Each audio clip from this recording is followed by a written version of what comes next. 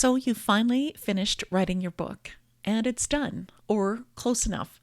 And you've read through your manuscript about 40 times, and every time your finger hovers over the self-publish button, you close your laptop instead.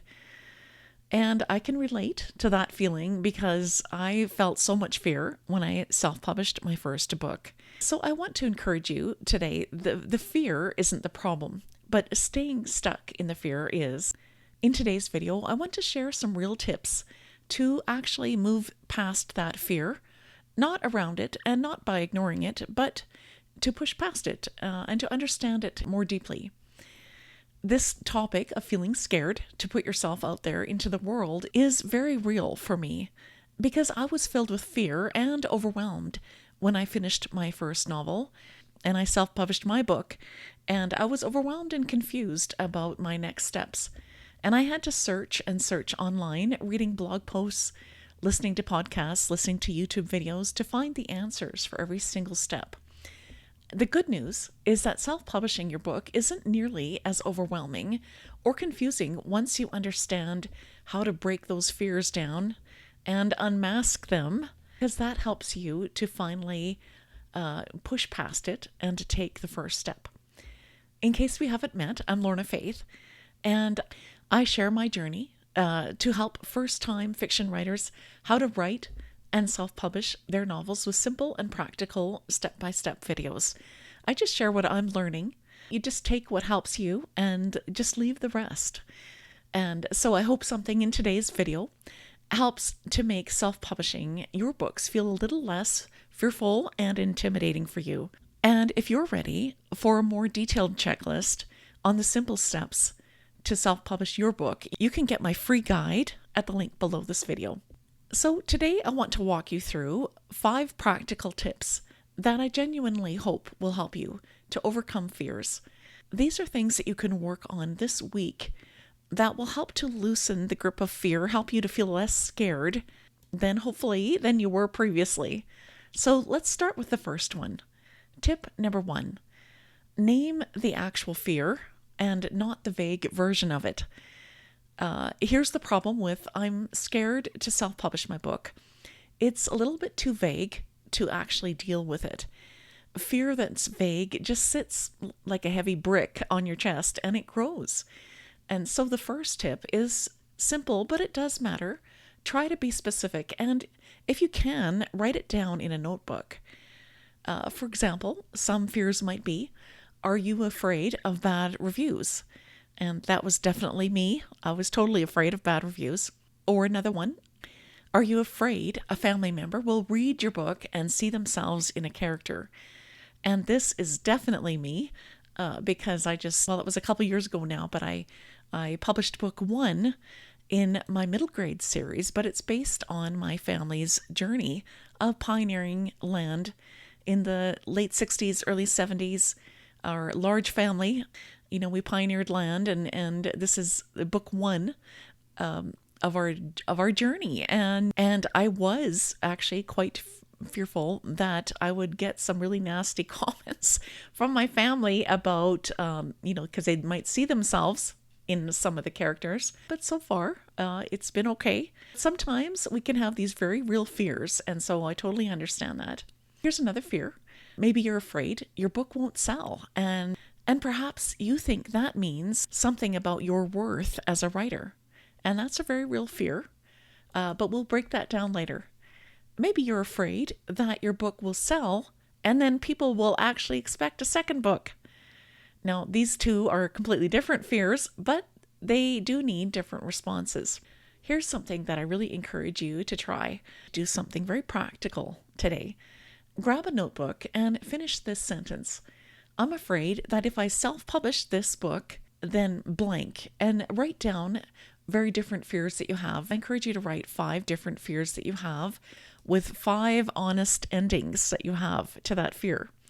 And really try hard not to edit yourself. What you might find is that there's 1 or 2 specific fears that are doing all the work behind that vague dread that you have.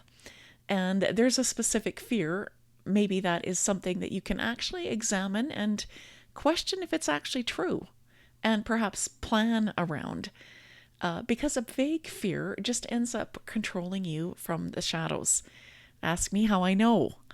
Because it just sits on your chest until you get it really detailed down and written down and start to find practical solutions for it. So let's move to tip number 2.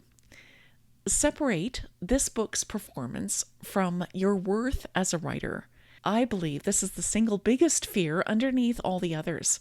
So I want to spend some real time here. Sometimes there's a quiet belief that if the book doesn't do well, it means something true and very permanent about you. So, spoiler alert, it does not mean that you are a bad writer, and it does not mean anything about your worth. You're still a wonderful person, a wonderful writer. Sometimes it's simply just data. Here's the truth.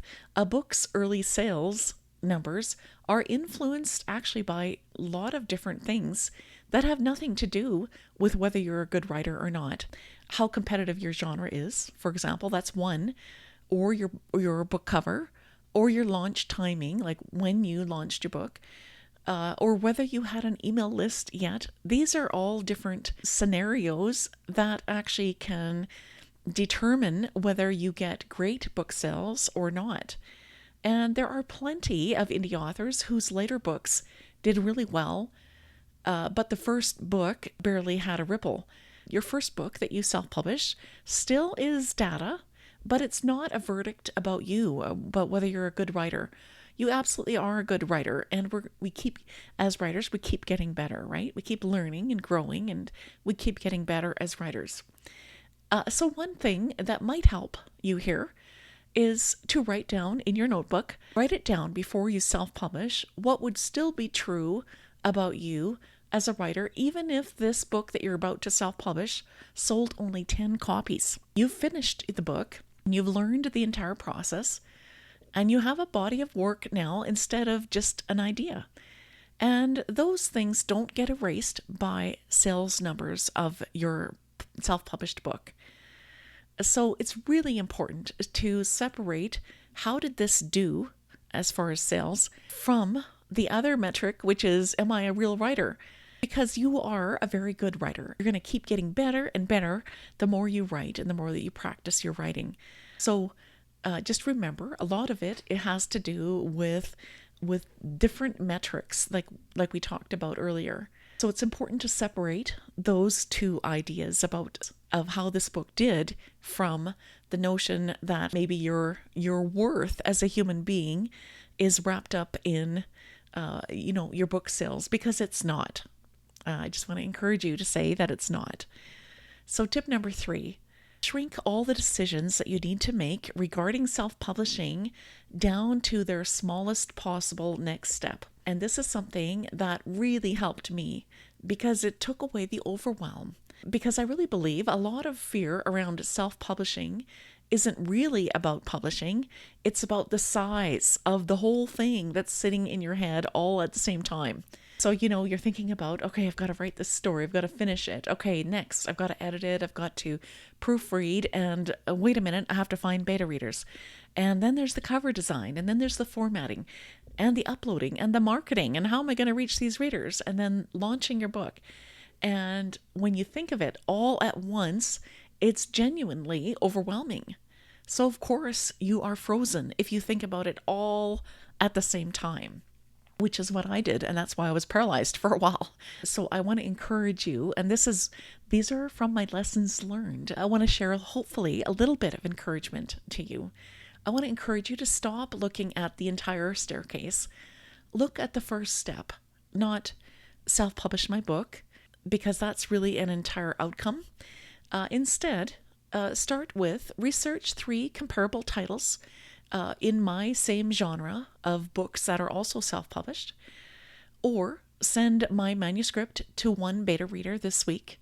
Or another step would be look up what a developmental edit actually costs, or what does it cost to get a proofreader for my book. So just do one small, finishable action. And remember, having consistent momentum, even if it's just small steps, breaks down these fears far more than confidence does. You don't need to feel ready to take a 5-minute action.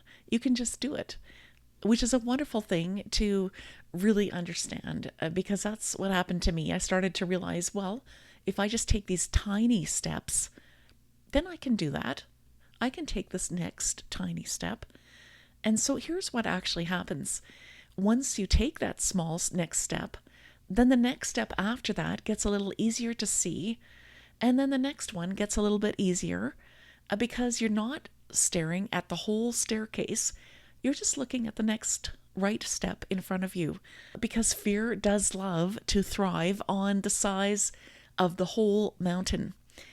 And it has a much harder time surviving with a 5-minute task at a time. I do want to encourage you to think of self-publishing your book in really small steps. I really think that will help you. Tip number 4, find even one other person that is also self-publishing their book too. Fear does seem to get louder in isolation, and that truly did happen to me a lot. If the only voice you're hearing is your own when you're staying up late at night worried about self-publishing your book, then most nights probably that voice of fear is the one that's going to win. But I do encourage you to find one space, like a Facebook group for indie authors or self-published authors or authors that are in your same genre that you write, or perhaps a Discord group or a local writers group, or even one friend that you know that's working on a book where you can say, I'm scared to self-publish this book.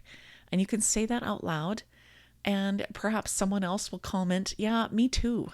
But here's what helped me. And this single shift from carrying that fear and that overwhelm all alone to carrying it alongside even one other writer changes how heavy that brick feels on your chest almost immediately. At least that's been my experience. And here's a practical bonus tip too. Other indie authors, other self-published authors, especially ones a step or two ahead of you, are usually the fastest way to get honest and specific answers about how did you handle this? For example, how did you handle your first bad review? Or, for example, what did your launch week actually look like?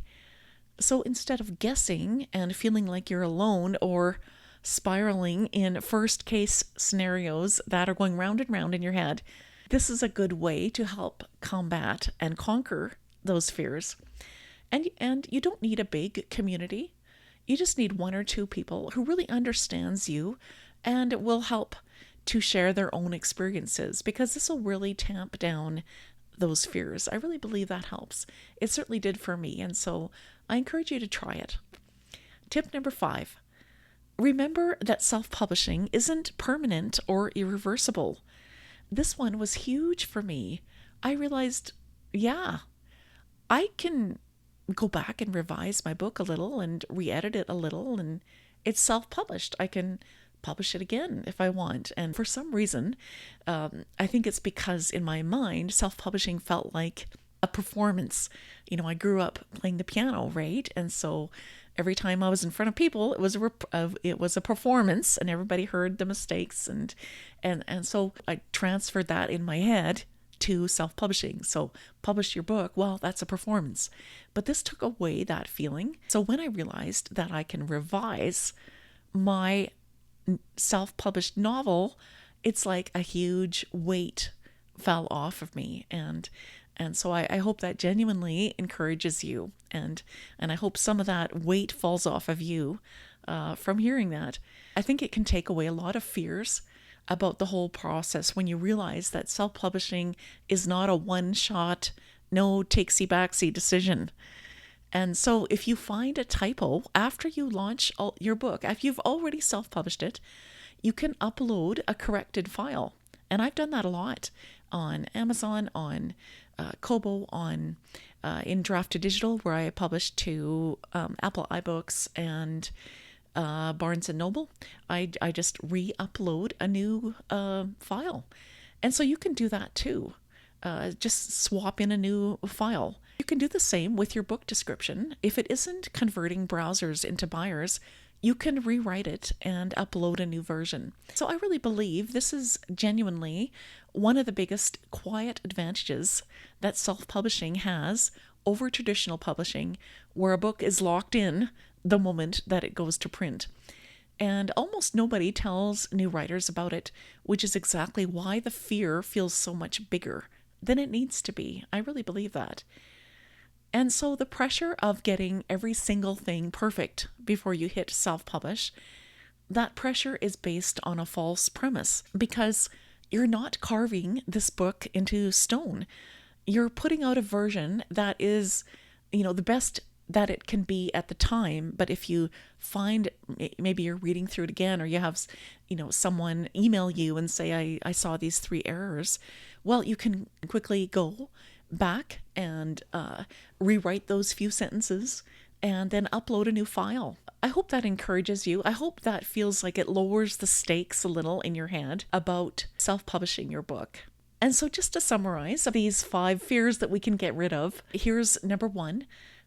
Name that specific fear, not the vague version, and write it down. I really encourage you to do that. Number 2, separate the book's performance from your worth as a writer, because you really are a good writer, and you're only going to keep better as you keep practicing your writing.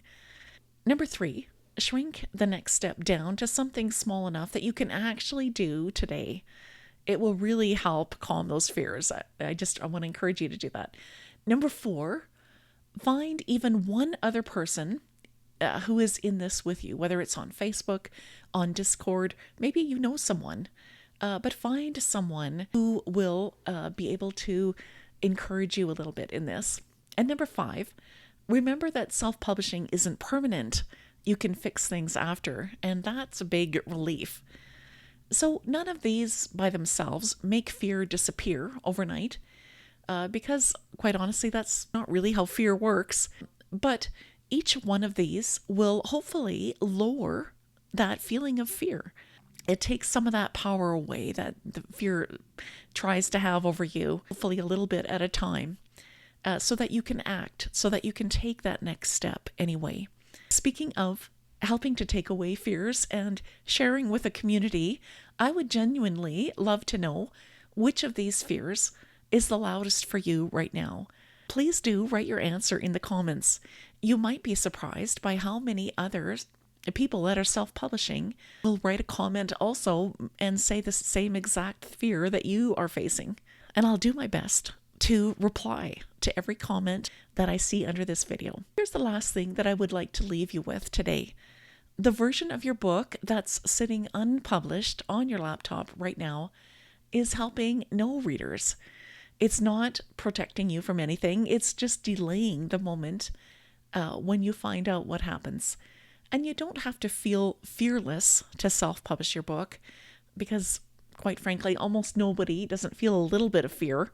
But you just need to be willing to take that next small step while fear is still in the room with you. And that's really, quite honestly, enough. And I believe that you can do this. I really do. And I'm here to encourage you along the way. And if you're ready for a complete roadmap that breaks down the simple steps to self-publish your book, watch this video next. I'll see you there.